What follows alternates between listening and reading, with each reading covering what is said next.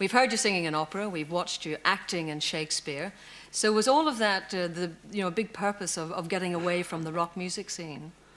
No, I've been well, not really acting because I didn't know anything about it, but I mean, I did a film in 1975 called Tommy. So I've been kind of doing it since then. But the only trouble is when you're a famous rock star, you're not allowed to make all your mistakes in private. So I've been making all my mistakes in public and getting on with it. But I'm learning. It's taking off, you know.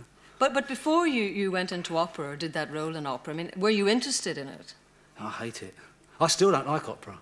And I've tried. I mean, I really have tried because I can understand that, you know, it should be the ultimate form of expression. But it leaves me cold. I mean, I went to see one the other week, and it was just a little worse than going to the dentist. I mean, really, and I do try, but there's something wrong. Why do you think Jonathan Miller then asked you to do it? Well, I mean, the Beggar's Opera isn't really a grand opera. I mean, it was done actually as a protest against all that kind of Italian stuff that was taking over England at the time. And in fact, the Beggar's Opera was the first pop opera. And it was all kind of English folk songs of the time and Scottish folk songs. And I enjoyed that. And the way Jonathan did it, he also wanted to make it very down to earth. And he wanted to show people or show like a cross-section of society at that time. And I think he did a good job. Because I know that many people think that there's always that snob factor, you know, attached to Shakespeare or to opera. But did you come across anything like that? No, but I know what you're saying. I come across it when people say, well, how can you do Shakespeare with an accent like yours? You know, and it's like, well, Shakespeare was a man of the people. I mean, who said everybody has to speak with a plum in their mouth, you know? And I think he must have turned in his grave when he heard what they've been doing to it in the last 100 years. And I think the sooner it gets back to all kinds of accents and the more the merrier, the better. On the other hand, I mean, the reverse of that is, what did your colleagues in the rock music business think of you going straight for a little while anyway? They can't quite make it all out. I don't know. I've never really talked to them about it. Obviously, they must approve of it anyway if they haven't passed too many snide comments to you. Right. One other role that you received a lot of acclaim for was that of McVicar, of the Criminal. And you're about to direct a film about the Cray brothers, so you seem to have this fascination with the criminal aspect. Yeah, it does look like that, doesn't it? Not really. The McVicar film I wanted to do because it was at a point in my career where I thought I've got to do a serious project to get people to take me seriously as an actor. And I read his book, and there was so much in his early life that was very similar to my early life. Only I found rock and roll. He didn't. He found crime.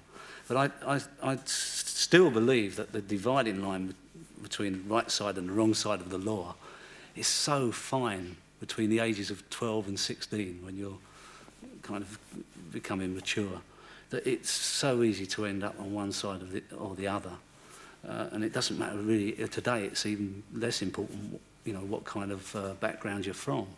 And I was just lucky. I found rock and roll and he found crime. But there were so many similarities, and I wanted to do it for that reason. And also to do an English film that would drag English people to the cinema, which it seemed to do, because the English film industry at that time was on its knees. I think there was a couple of films being made. It was a terrible state. But then what about the Cray brothers? I mean, why did you get involved? Well, I got invited to do that by a friend of mine. It wasn't my project, and he just said, can you come and look at it, because we don't know what to do with it. And I read it, and I knew a lot about the Crays anyway. And the one thing I must say is I don't condone what they did, and I don't want to glamorise them.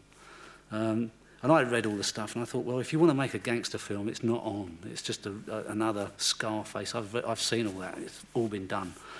But then I suddenly saw the real story of the Crays, and it's a psychological story about these identical twins, one of whom is a paranoid schizophrenic, which must be quite a problem if you've got an identical bloke looking at you, you know.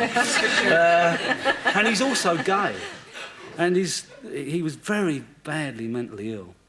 And he totally dominates his brother, and the film is about that. And it's going to be a fascinating film, obviously. Yes, there's so many things in there that really which have got nothing to do with... Obviously, the bits of naughty that they did do will be in the film. But the main thing of the film is about them and their family and the way they were, because their whole life is so full of paradoxes. You couldn't invent a better story. Let me just move very quickly away from the work element, because I know you're proud of being a good shepherd's bush lad, but you also seem to be leading the life of the country gent these days. No, that's not quite true. It seems like I've lived in the country for 12, well, no, more than that, 16 years now.